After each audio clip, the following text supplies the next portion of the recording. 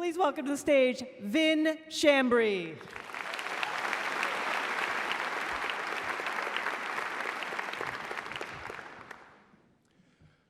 When I was a kid, I never cried. I never had time to. I was always put in adult situations. Like the time when I was 12, my mother abruptly woke us up in the middle of the night, tears streaming down her face, her mouth filled with blood from being punched repeatedly. We knew that it was time to flee from him. And from that day on, we were homeless and on the streets. But I was the man in charge. My 4-year-old sister and I would wait down the street in a park while my mother would scope out the shelters.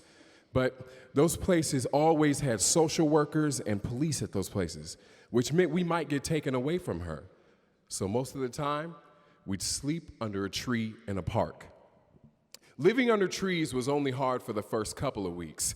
I mean, it was early fall, so it wasn't too cold yet.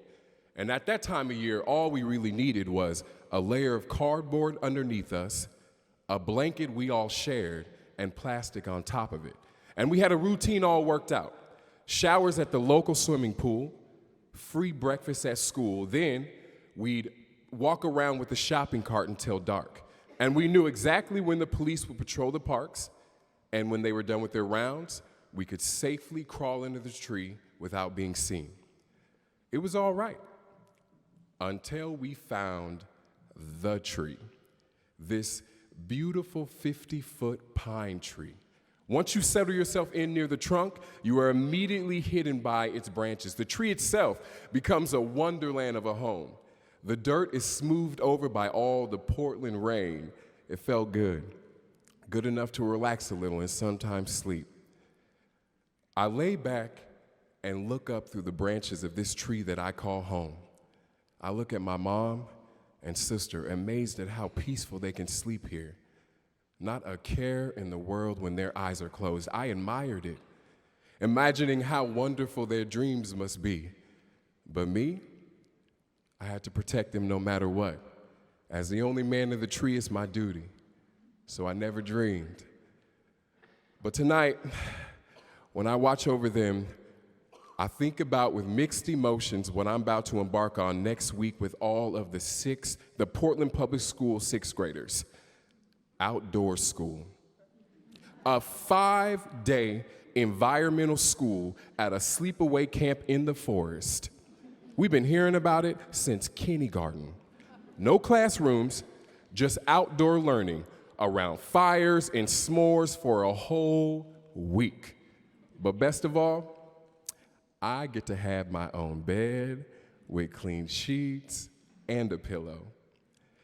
The day I leave for outdoor school is hard on me. I tell my mom, now look, if you're gonna walk me to the bus, you have got to leave our shopping cart with all of our stuff behind the market so nobody sees us. She agreed, and my little sisters hold my backpack, which is as big as she is. She's always trying to help. I give my mom and sister a big hug, and I hop on the bus. The conversation on the bus with the other 6th graders is around who will be the first to cry of homesickness. And they say that at the end, everybody cries because you're so sad that it's over. Cry? What for? This is an opportunity of a lifetime. A bed for a week, clean sheets, hot food at every meal, nothing to cry about here.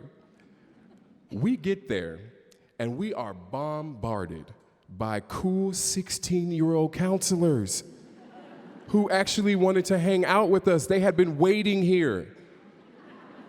They gave us a necklace made out of a slice of a tree trunk with our names on it. And we all had the opportunity to run and jump in the river if we wanted to. What? I mean, I really wanted to. All the kids just ran and did it without even worrying about their clothes. I only had 2 pairs of pants and 2 pairs of underwear and no quarters for the laundromat. Matter of fact, I don't even know if they had a laundromat. So I went to the counselor and I asked him. He told me that they would wash and dry my clothes for me, and I didn't have to worry about it, and it was okay to run and jump in the river. I felt taken care of. At outdoor school, I didn't have a care in the world.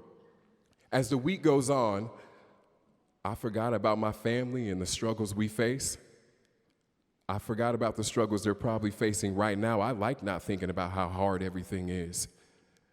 For the first moment in my life, I felt like a kid. The high point of outdoor school was the competitive game of tug of war. Now, 10 of us would represent our school to push as hard as we can against the other rival middle schools. I knew that this was my opportunity. The teacher came up to us and said, all right, kids, raise your hand if you want to go on the front line and push as hard as you can. Nobody raised their hand, so I did. She came up to me and she said, go ahead, you can push as hard as you can. I approached the tape to get ready to walk in and take my position. I looked down at my shoes. These are my only pair of shoes, and they're actually Nikes, which gives me just enough credibility at school so the kids don't know I'm homeless. And now they're gonna get really dirty and I'm gonna have to wear them home like that.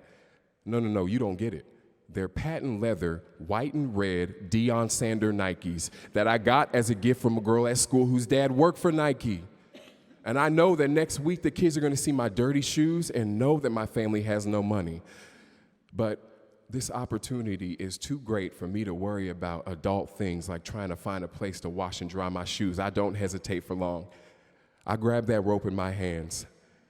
My feet begin to sink in the mud, giving me the proper leverage I need to pull for my team. Before the whistle blows, I look in the eyes of the rival school, and they're taunting me, saying that I'm not strong enough and blowing kisses at me. I tilt my head up to the sky, and I thank whoever gave me this gift to just be a kid. The whistle blows, I pull with all my might for my team. I hear grunting and screaming, and suddenly it's over, and we won. All the kids are running towards me, picking me up in the air, telling me that I was strong, that I belonged, that I was strong. The last night of outdoor school, we sat around listening to counselors tell stories like they do. And one story I will never forget is a story long ago about how all the animals seek shelter from the worst of the storm. Some of them went into the cliffs, and some of them went into the caves. But in the end, the mice were left with nowhere to go. So what they did is they seeked shelter in the mighty pine trees. Until this day, if you look at a pine cone, you can still see what looks like their tails sticking out from the bottom. Hearing that story, I started to cry. At this point, I can tell that all the kids have noticed that I'm crying and they're all whispering, but in that moment, I do not care. I am too overwhelmed with emotion to be embarrassed. I look around at this wonderful place and my new friends, but I can't help think that I've deserted my family in archery. I deserted them this whole time, and I just realized it. My tears were coming from a place of gratitude from this awesome week, but from the realization that my family needs me, and I'm the man in charge. I'm supposed to push the shopping cart with all our stuff. I'm supposed to find the cardboard for us to sleep on. I'm supposed to protect my mom and sister.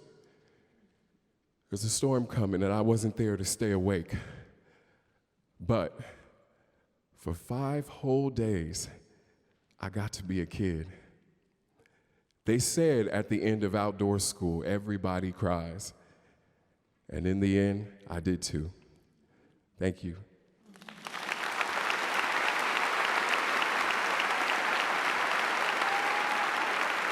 Vin Shambry.